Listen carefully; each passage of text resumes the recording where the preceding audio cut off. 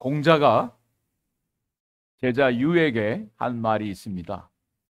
지지위 지지, 부지위 부지라고 하는 말을 했습니다.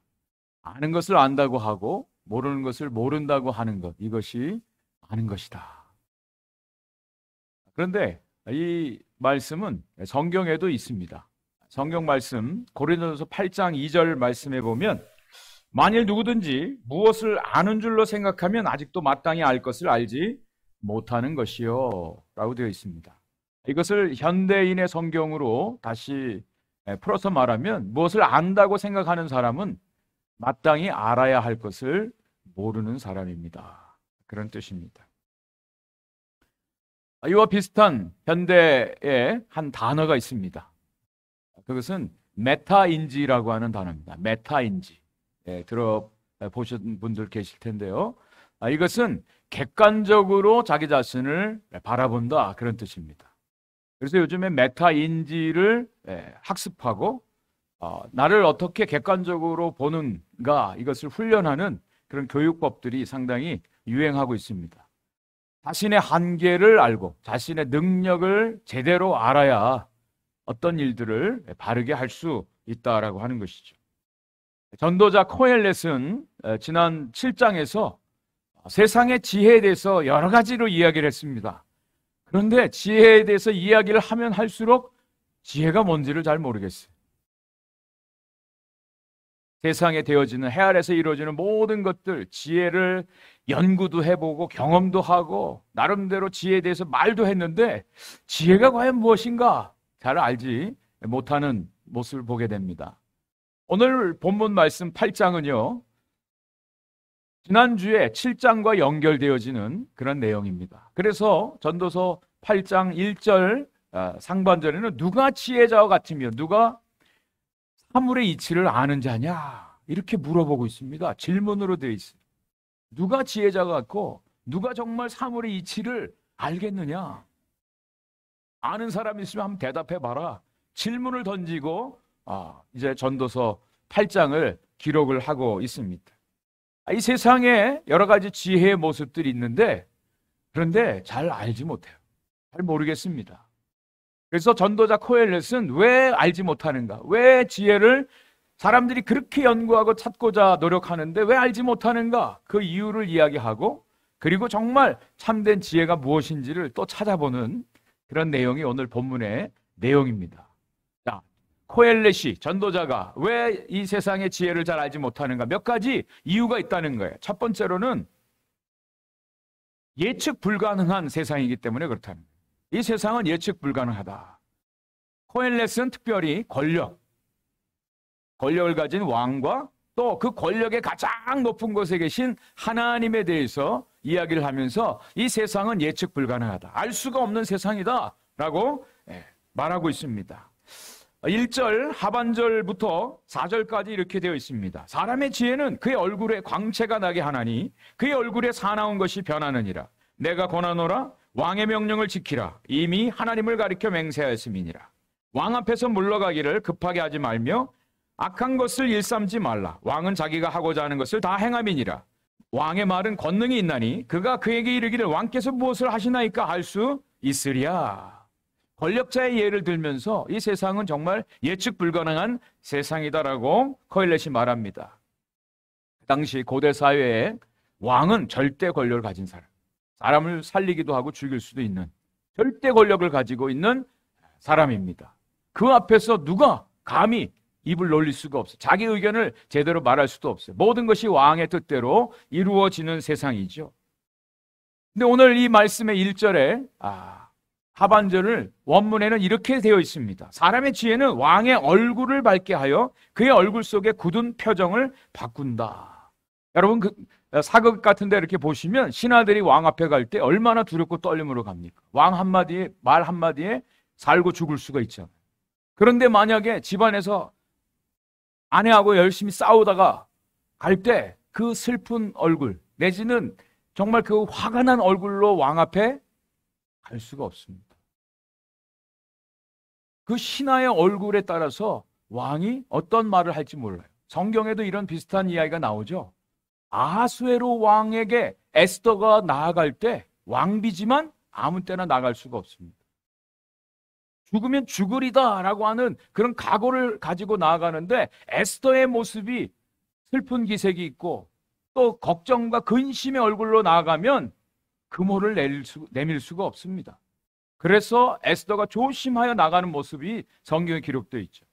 또 아닥사스다 왕 때 느헤미야가 왕 앞에 나아가서 아주 중요한 요청을 할 때 그의 얼굴에 안색이 좋지 않은 것에 대해서 아닥사스다 왕이 말하는 장면이 성경에 기록되어 있습니다. 왕 앞에 나아갈 때 신하들은요, 얼굴과 그 모든 모습, 이것을 잘 정제하고 나아가야지 살 수가 있습니다. 그의 모습에 따라서 왕의 얼굴이 밝게 빛날 수 있고요. 그리고 왕의 노기가 빠지고 얼굴 모습이, 그 악한 모습들이 변해질 수 있다. 여러분, 그것이 지혜라고 하는 거예요. 신하들의 지혜예요. 왕의 얼굴을 밝게 하는 그 모습으로 나아가는 것, 그것이 세상의 지혜라고 말씀드릴 수가 있습니다. 여러분, 많은 우리 비즈니스 하시는 분들이 손님을 만나러 갈 때 여러분 어떻게 하십니까? 환한 얼굴 그대로 갑니까? 실망스럽고 절망스러운 모습 그대로 나아가지 않죠? 얼마나 자신의 모습을 정제하고 해서 지혜로운 모습으로 나가겠습니까? 목사도 마찬가지입니다. 교회에서 목사가 설교하고 또 성도들을 맞이할 때 만약에 목사의 마음속에 그대로 근심과 수색이 있는 모습 그대로 한다 그러면 누가 그 설교를 듣겠습니까? 듣지 않습니다. 아브라함 링컨에 대한 유명한 이야기가 있죠. 스티븐 더글라스라고 하는 사람이 아브라함 링컨의 정적입니다. 상원의원의 선거에서 아브라함 링컨이 이 사람에게 여러 번 패했습니다. 특별히 노예 폐지 문제를 가지고 7번이나 토론을 했습니다. 이 더글라스라고 하는 사람이 아브라함 링컨의 외모에 대해서, 특별히 얼굴에 대해서 아주 모욕적인 말을 서슴지 않고 했습니다. 저 아브라함 링컨은 두 얼굴을 가진 사나이다 라고 얘기를 했습니다. 그때 아브라함 링컨이 이렇게 얘기를 했죠. 내가 만약에 두 얼굴 가졌다면 이 얼굴을 하고 밖에 나와 다니겠느냐, 이런 얘기를 했다는 거예요. 얼마나 위트 있게 넘겼어요. 그런데 아브라함 링컨이 내각 후보를 인터뷰를 해서 장관으로 세우려고 하는데 인터뷰 결과 불합격시켰습니다. 그 이유가 뭐냐면 외모가 마음에 안 들었다는 거예요. 얼굴이 마음에 안 들었다는 겁니다. 자기 얼굴은 어떤지. 그러면서 아브라함 링컨이 한 얘기가 이거죠. 사람이 40세 전까지는 부모로부터 받은 얼굴로 살아갑니다. 그런데 40세 이후에는 자기 얼굴에 대해서 자기가 책임을 질 줄 알아야 됩니다. 이야기를 했다는 것이죠. 사람 얼굴이 얼마나 중요한지. 코엘렛은 왕의 명령을 지키라고 이야기를 합니다. 왕의 명령을 지키라. 왕은 신적 대리자입니다. 하나님으로부터 그 권력을 위임받은 사람입니다. 그래서 왕의 명령을 지키라는 거예요. 그 이유가 세 가지가 여기 나오는데, 왕의 명령을 지켜야 될 이유가 첫 번째로는 우리는 왕의 명령을 들을 때 이미 그것은 하나님 앞에서 맹세한 것이에요. 하나님이 왕을 세웠다는 것은 하나님으로부터 모든 권세를 위임받았다라고 하는 그런 뜻입니다. 세상의 권력도 하나님이 허락하지 않으면 세워질 권력이 없습니다. 그래서 하나님 앞에서 그 명령을 지켜야 된다라고 하는 말을 합니다. 그리고 두 번째로는 왕 앞에서 성급하게 자기가 먼저 말을 끝내고 나가지 말라, 무례한 행동을 하지 말라고 말하고 있습니다. 그리고 세 번째로는 왕 앞에서 악한 일을 행하지 말라, 반역을 한다든지 거역하는 일을 하지 말라고 말하고 있고요. 그리고 왕이요 무슨 일을 합니까? 말하지도 말랍니다. 그게 지혜래요. 왜? 왕은 자기가 하고 싶은 일을 다 할 수 있는 권력이 있다. 두 번째로는 왕의 말에는 권능이 있어서 사람을 살릴 수도 있고 죽일 수도 있다라고 하는 겁니다. 그리고 왕의 일을 막을 자가 없다. 이것이 절대 권력으로 주어진 그런 왕의 권세라고 하는 거죠. 이것을 알진대 왕 앞에서 지혜롭게 행하라, 왕의 얼굴을 밝게 빛나게 하라, 이것이 지혜라고 말하고 있는 것입니다. 자, 그리고 이것은 곧 하나님 왕과의 관계 속으로도 더 발전시킬 수가 있습니다. 그 왕의 권력을 주신 분이 하나님이라는 거예요. 모든 권세의 시작은 하나님이십니다. 하나님의 말씀, 하나님의 명령에 따라서 모든 것들이 이루어지는데 이것은 우리 인간들이, 사람들이 예측할 수가 없다는 거예요. 우리는 절대로 알 수가 없다라고 말하고 있습니다. 그래서 5절, 6절에서 코엘렛이 이렇게 이야기를 해주고 있습니다. 같이 한번 읽어보겠습니다. 시작. 명령을 지키는 자는 불행을 알지 못하리라. 지혜자의 마음은 때와 판단을 분별하나니 무슨 일에든지 때와 판단이 있으므로 사람에게 임하는 화가 심함이니라. 네, 뭐라고 말해요? 명령을 지키래요. 순종하래요. 그 권력이 하나님으로부터 오기 때문에 일단 순종하고 명령을 지키는 것, 그것이 지혜로운 것이라고 말해주고 있어요. 그리고 지혜자에게 꼭 필요한 것이 뭐냐면 때와 판단을 분별할 수 있어야 된다. 여기 때라고 하는 것은 우리 전도서 3장에 이미 묵상을 했습니다. 때에 대해서 말했잖아요. 모든 만사에 때가 있다. 말할 때가 있고 침묵할 때가 있고, 웃을 때가 있고 울 때가 있고, 세울 때가 있고 무너뜨릴 때가 있다. 때를 분별하는 것이 지혜라고 말하고 있어요. 내가 지금 무엇을 해야 되는 때인지 그 때에 대해서 정확하게 알아야 그것이 진정한 지혜자다라고 하는 거예요. 그리고 여기 판단이라고 되어 있는데요. 이 판단이라고 하는 미스팟이라고 하는 히브리 단어는 이것은 내가 그것을 해야 되는지 말아야 되는지 그것을 결정한 판단이 옳게 있어야 된다는 거예요. 그리고 그 모든 일들이 되어지는 과정, 그 과정도 어떻게 일이 이루어져야 되는가, 그것을 분별할 수 있어야 된다. 코엘렛이 지혜에 대해서 이렇게 말을 해주고 있습니다. 그러면서 우리 모든 사람들에게 정말 우리가 하나님의 명령을 지키고 순종하고 하나님의 때를 분명하게 분간하고 하나님의 뜻에 따라서 순종해야 될 이유를 8절에서 이렇게 말해주고 있어요. 8절을 같이 한번 읽겠습니다. 시작. 바람을 주장하여 바람을 움직이게 할 사람도 없고 죽는 날을 주장할 사람도 없으며 전쟁할 때를 모면할 사람도 없으니 악이 그의 주민들을 견뎌낼 수는 없느니라. 예, 무슨 말입니까? 여기 바람으로 되어 있는데 히브리 단어는 루아, 생명, 호흡을 말합니다. 여러분, 우리의 생명, 호흡을 누가 컨트롤합니까? 우리 스스로가 마음대로 살고 죽을 수 있습니까? 할 수 없다라고 하는 거예요. 누구도 그것을 마음대로 주관적으로 행할 수 없다. 그 다음에 두 번째, 죽는 날을 결정할 수 있는 분이 누굽니까? 하나님이시지 사람이 아닙니다. 그리고 세 번째로는 전쟁할 때를 모면할 사람이 어디 있느냐. 예, 지금 현대 전쟁은 한쪽에서는 전쟁을 해도 한쪽에서는 베케이션하고 휴가도 가고 하는데 원래는 전쟁할 때 그 전쟁의 피해를 당하지 않는 사람이 어디 있습니까? 다 당하죠. 전쟁을 모면할 사람이 없다. 그리고 네 번째로는 여기 악이라고 되어 있는데 원래 히브리 단어에는 조유 또 악으로 되어 있어요. 이 악에서부터 우리를 건져낼 자가 없다. 이것은 하나님의 소관, 하나님의 주권임을 말씀해 주고 있어요. 이런 철저한 한계와 연약함을 가지고 있는 존재가 우리 인간이기에 우리가 해야 될 일은 그 명령에 순종하는 것. 이것이 진정한 지혜임을 말씀해 주고 있습니다. 그리고 오늘 이 코엘렛은요, 우리가 정말 이 세상에서 지혜를 알 수 없는 두 번째 큰 이유를 이야기하는데 그것은 모순과 불의함이 판을 치고 있는 세상이라는 거예요.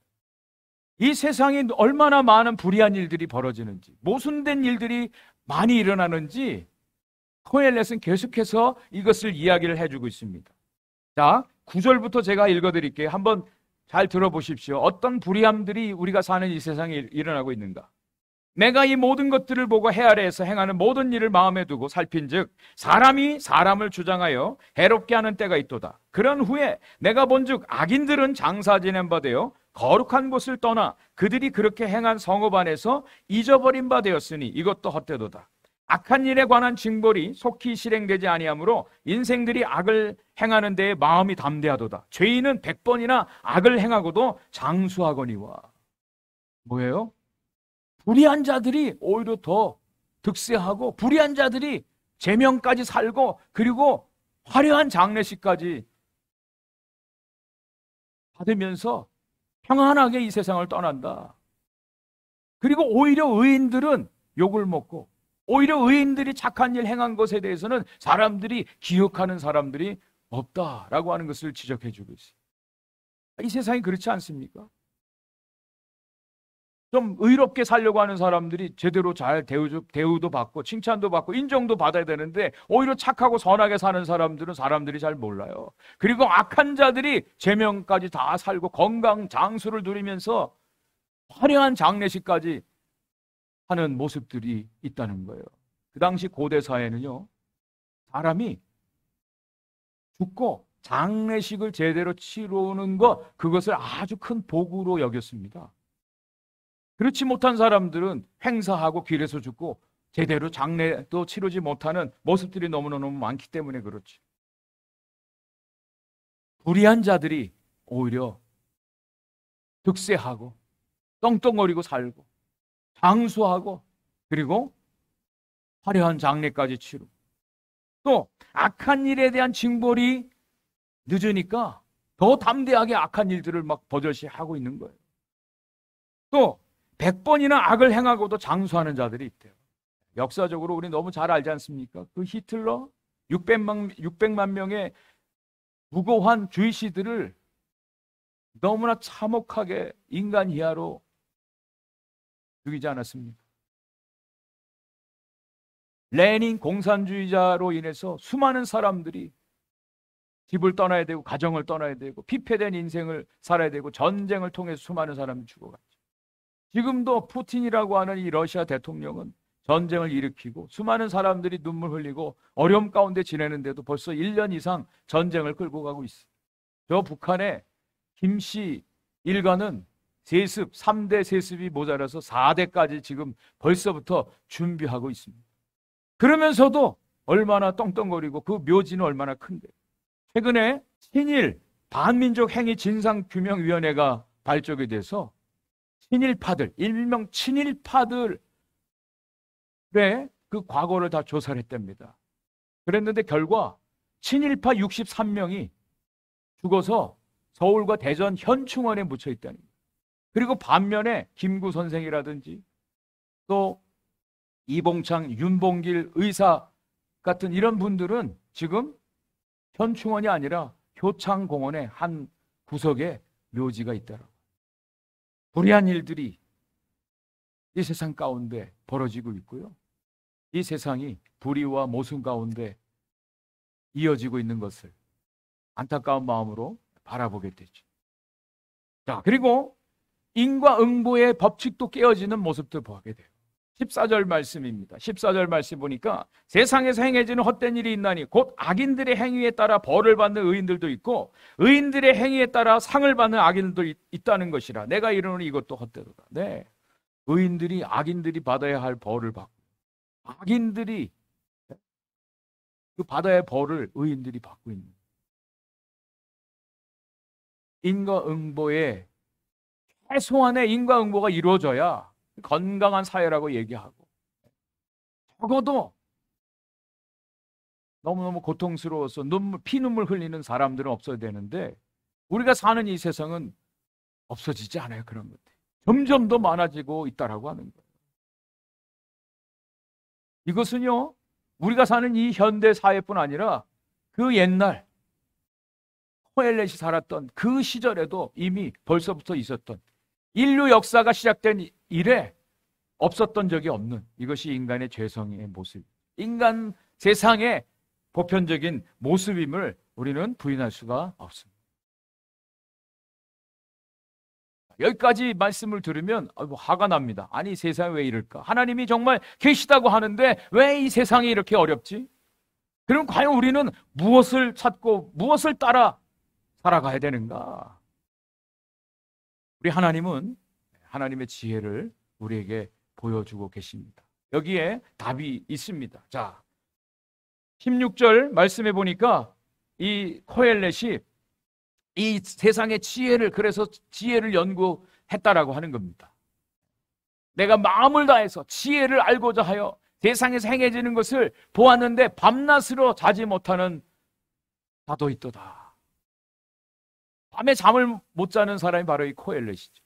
두 가지 이유에서 잠을 못 자죠. 첫째, 연구하느라고, 지혜가 뭔지 연구하느라고 잠을 못 자요. 둘째, 화가 나서 잠을 못 자는. 이 세상의 불의한 모습들 보니까 너무 화가 나서 잠이 안 오는 거예요. 여러분 어떠십니까? 밤에 잠을 잘 주무십니까? 잠 못 자는, 잠 못 이루는 밤을 이루는 이 지혜자의 고민이 있습니다. 그러면서 지혜자가 마지막 결론을 내린 게 17절 말씀.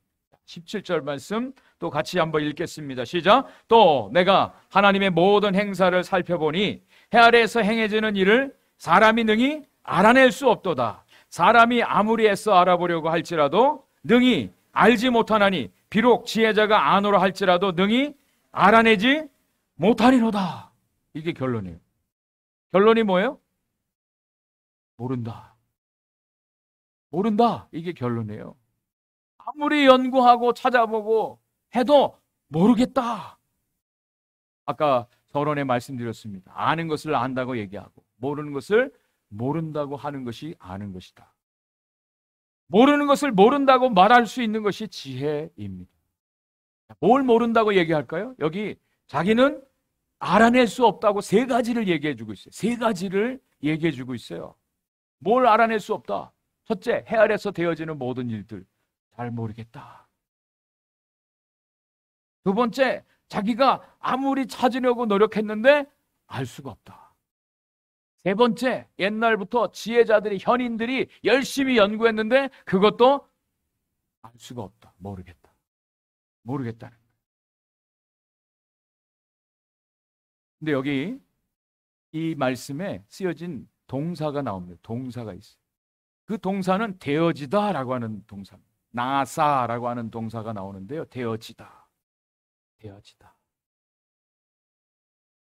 이 세상에서 이루어지는 모든 것들은요, 그저 우연히 운으로 이루어지는 것이 아니라 되어진다라고 하는 것은 누군가 그것을 만드시는 분이 있다는 거예요. 행하신 분이 있다는 거예요. 그것을 컨트롤하고 주관하시는 분이 계시다라고 하는 것을 이 단어가 우리에게 말씀해 주고 있습니다. 그분이 누구인가요? 하나님이시죠. 하나님께서 모든 것들을 되어지게 하시는 것이다라고 하는 거예요.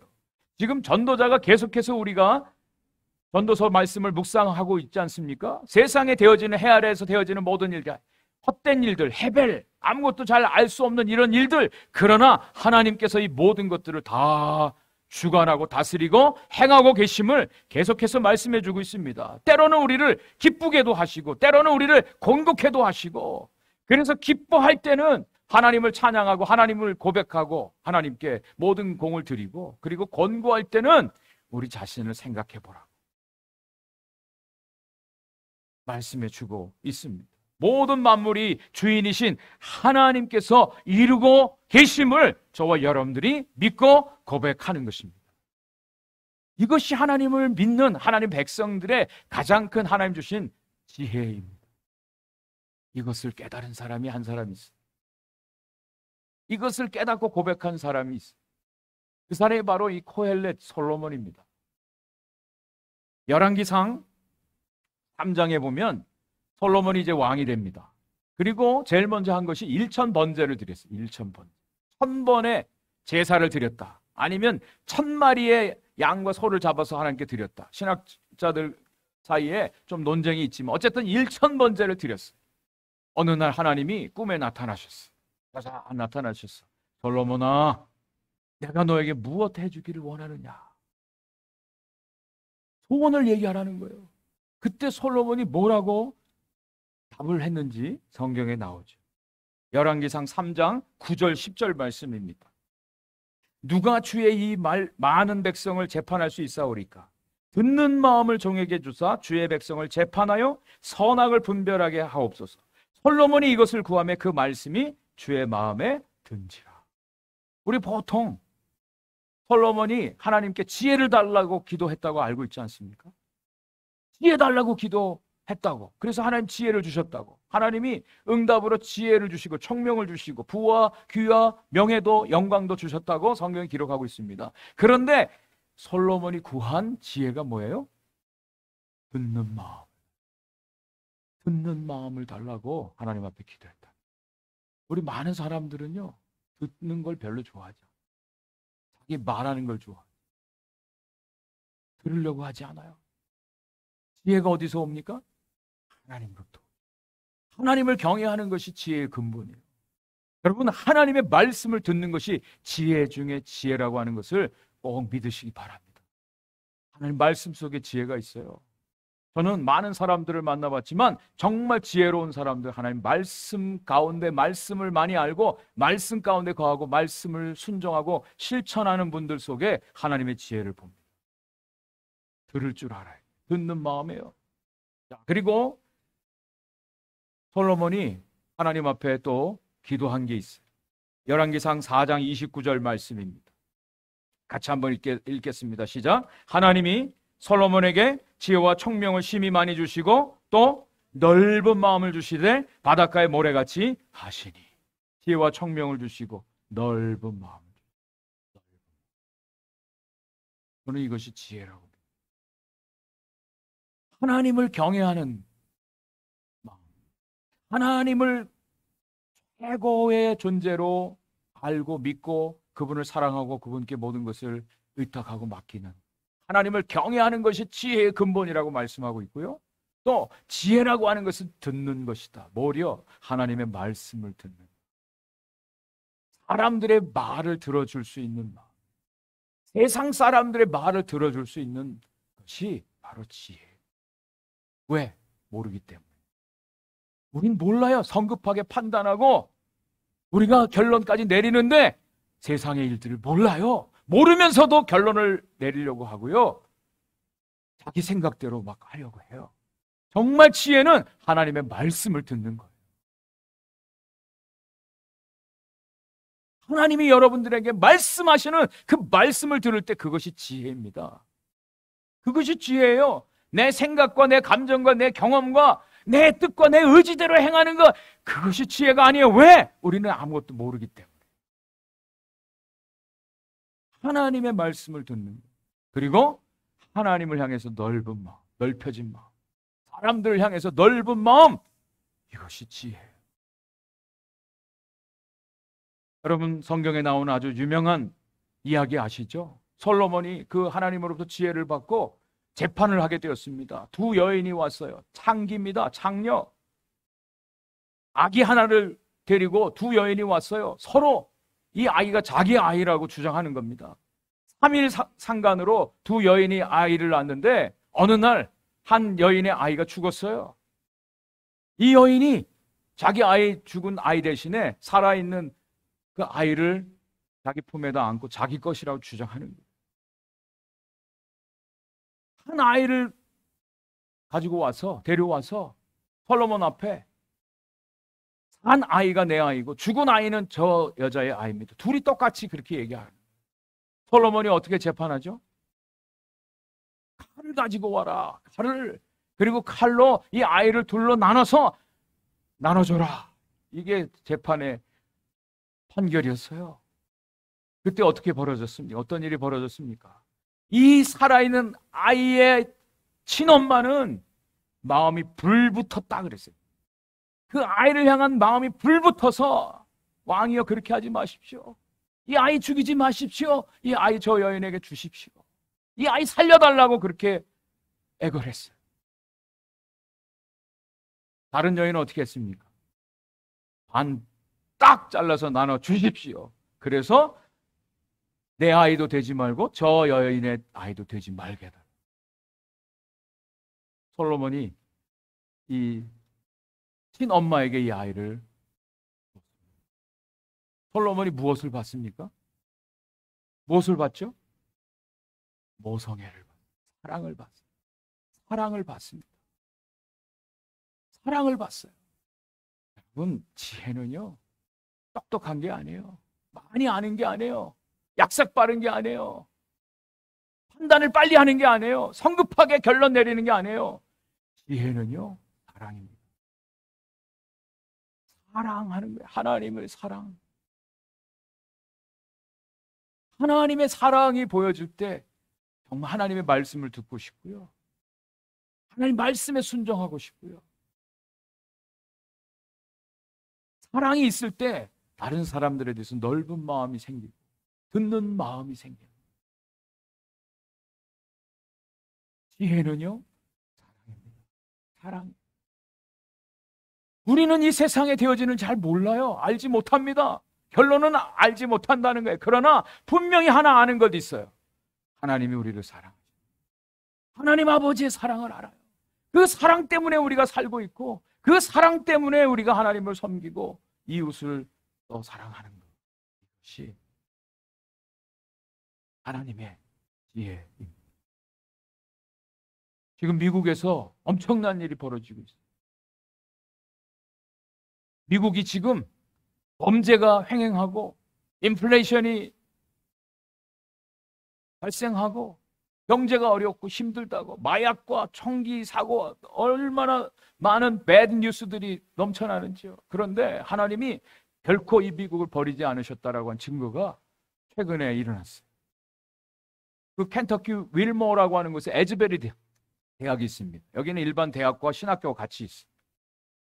2월 8일 날 수요 예배 시간에 20명의 학생들이 같이 예배를 드렸어요. 외부에서 온 목사가 설교를 했습니다. 자크 미어크리스라고 하는 젊은 목사가 설교했어요. 로마서 12장 말씀을 가지고 실천하는 사랑에 대한 설교를 하고 이런 메시지를 전하고 같이 이제 기도를 하게 했습니다. 여러분, 하나님의 사랑을 배우십시오. 하나님의 사랑으로 가득 채우십시오. 하나님의 사랑을 경험하십시오. 그 메시지 하고 이 목사는 떠났어요. 그 20명의 학생들이 모여서 기도하기 시작했는데 이 아이들이 시간이 다 됐는데 가지를 않는 거예요. 그리고 오히려 주위에 있는 학생들이 모여오기 시작했어요. 30명, 50명, 70명, 100명 모여오기 시작했어요. 강제적으로 오라고 한 거 아닙니다. 광고한 적도 없어요. 그저 자발적으로 모여왔어요. 그래서 그때부터 2월 8일부터 오늘 주일까지 24시간 하루 종일 그 채플에서 예배가 드려져요. 예배가 드려졌어요. 사회자도 없어요. 설교자도 없어요. 앞에서 찬양 인도하고 기도하고 서로를 위해서 축복하고 회개하고 간증하고 치유가 일어나고 회복의 역사가 일어나고 인근 지역에서 사람들이 막 모여오기 시작했어요. 5만 명이 모였어요. 이 채플실에 들어가기 위해서 6시간, 7시간 줄을 서야만 들어가. 전 미국에서, 아니 비행기 타고 싱가포르에서 저 해외에서도 막 몰려와서 이곳에서 지금 기도하는 예배가 드려지고. 여러분, 이런 일이 어떻게 일어나죠?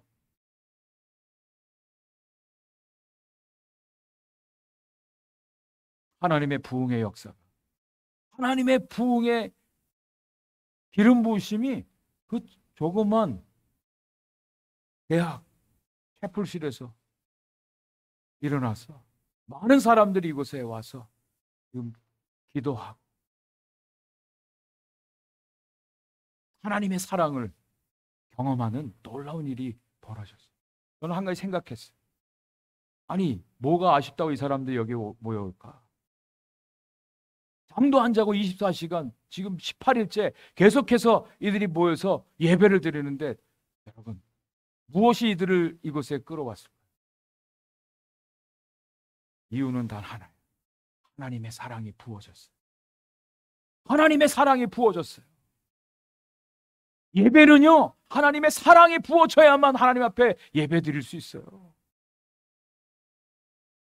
어떤 이유에서 우리가 주일날 나와서 예배 드리고 봉사하기 때문에요?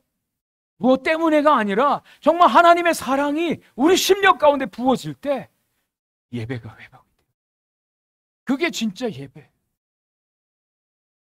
그게 부흥입니다. 그게 부흥이에요. 지혜는요, 하나님의 사랑이 부어지는 거예요. 하나님의 사랑을 깨닫는 거예요. 그리고 하나님의 사랑이 우리를 넘어서 다른 사람들에게도 흘러가는 거예요. 그게 그것이 진정한 하나님의 지혜입니다. 우리는 이 세상에 되어지는 일 몰라요. 안다고 하면 무식한 사람이에요. 그런데 모른다고 하면 지혜로운 사람이에요. 그리고 하나님의 사랑이 우리 심령 가운데 부어질 때 우리는 이 모든 것들을 통해서 하나님이 일하고 계심을 우리가 바라보고 하나님을 경배하고 찬양하고 하나님 높이고 하나님을 예배하게 되는 줄 믿습니다. 잘 몰라도, 미래를 몰라도, 내일 일을 몰라도 하나님이 살아계시고 하나님 우리를 사랑하시고 그 하나님의 사랑이 우리 가운데 부어진 바 되어서 오늘도 그 하나님을 인정하고 찬양하고 높이는 것이 하나님의 지혜입니다.